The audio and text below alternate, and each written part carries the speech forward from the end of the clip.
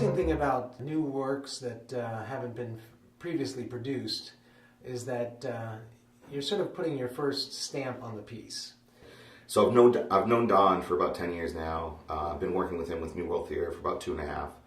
I like the fact that New World Theater is taking on the challenge of taking brand new works and putting them up as productions.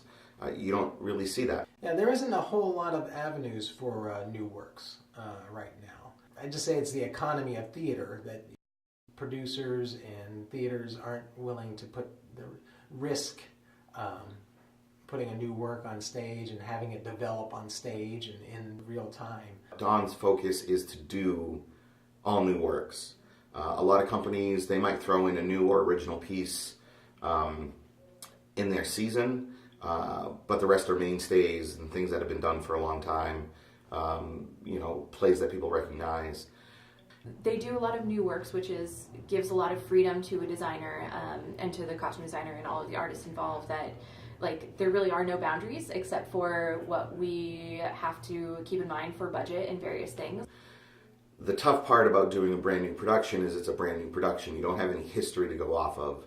So you're feeling things out at any given moment and trying to craft a look and a feel for the piece.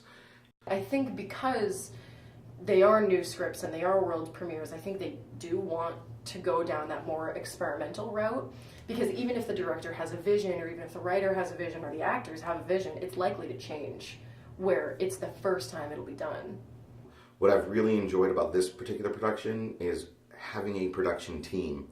The companies I've worked with in the past, you're working on a shoestring budget. You don't necessarily have a scenic designer, you don't have a lighting designer, again, you don't have the playwright, you don't have a stage manager. It was nice that there are concerns that I didn't have to worry about, like costuming, for example. The show's going to be very specific in the costuming.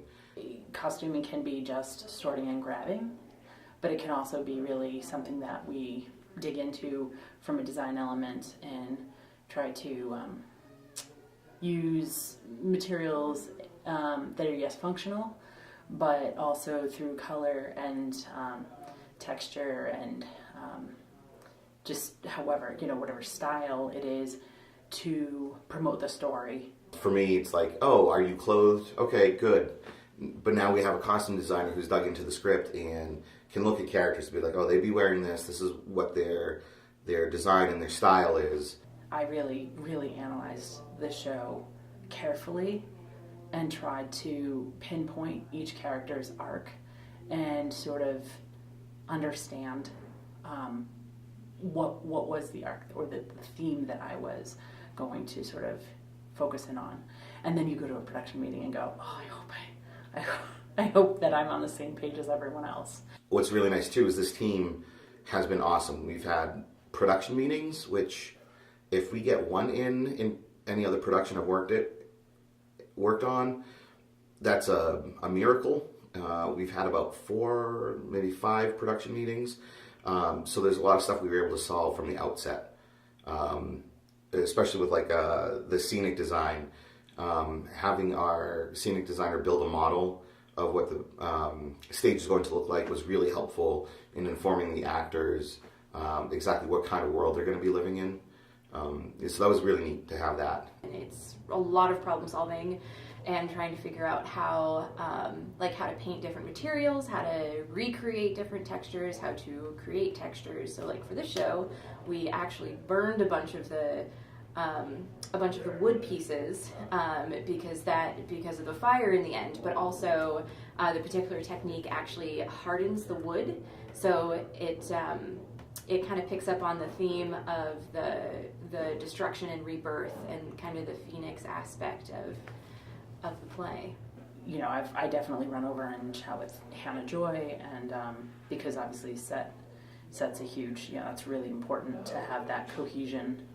But then also checking back with the director, making sure, am I seeing this the way that you see it, and then highlighting those moments that he really wants to highlight as well. Like I said, as a director in other companies, when 95% of the stuff is on your shoulders, it's all you. having a team take some of that away from you is nice. It can be a little scary because it's like, everybody else's interpretations or input can sometimes be frustrating because not everybody's on the same page. They're coming at it at different times, at different angles. But being able to trust them to do their job and do it well is really nice because it allows me to focus on the work with the actors and what the performance is going to look like and how it's going to feel versus, is this technical thing going to be correct? How about this other technical thing? This might not work out.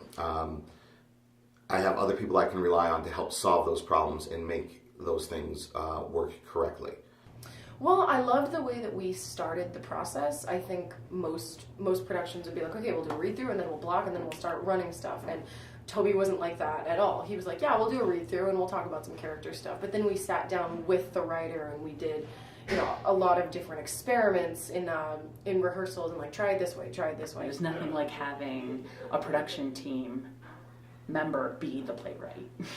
You take the whole memorization piece and really making sure that you're including the words that they have selected carefully, and making sure that those are the ones that are as closely spoken on stage as possible. That's something that, while I've always appreciated, it's totally different when you have the playwright on your production team. You do Shakespeare, he's not there. You do Pinter or Shaw or whatever, they're not there with you. You can only kind of interpret what they're saying. Here we get to ask the playwright exactly, hey, what's going on here? What's the history, and get those pieces figured out. I love having Eugenie around to look at the writing as well and ask her, like, I don't understand this line, or can we talk about this, or can this word change, or something like that. It's so flexible, it's so moldable to make it your own. To create live performance art has always been a big part of my life since I was in 6th grade, and I really like directing because you get to share moments with actors, but not be on the stage with them.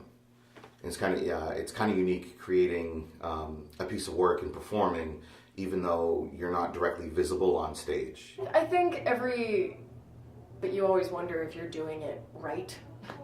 Air quotes, right? Am I doing this right? And with a new character, if you have nothing to base it off of, and you sort of have to create their history and create their story, even though there's a freedom to it, there's a challenge in it as well, because your possibilities are endless.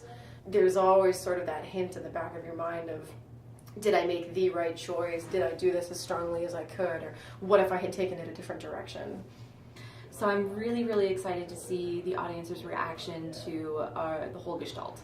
And like when the costumes, and I've worked very closely with the costume designer and like shared with her my thoughts and ideas about why this world is decayed, and like the how do we get from the beginning through the fire and then have this rebirth at the end. So it's going to be really exciting to see the audience reaction.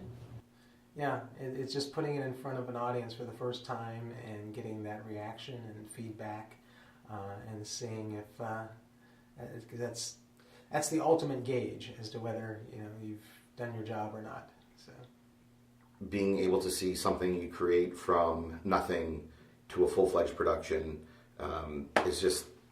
it's so gratifying and satisfying, and I can't wait to see where this thing goes.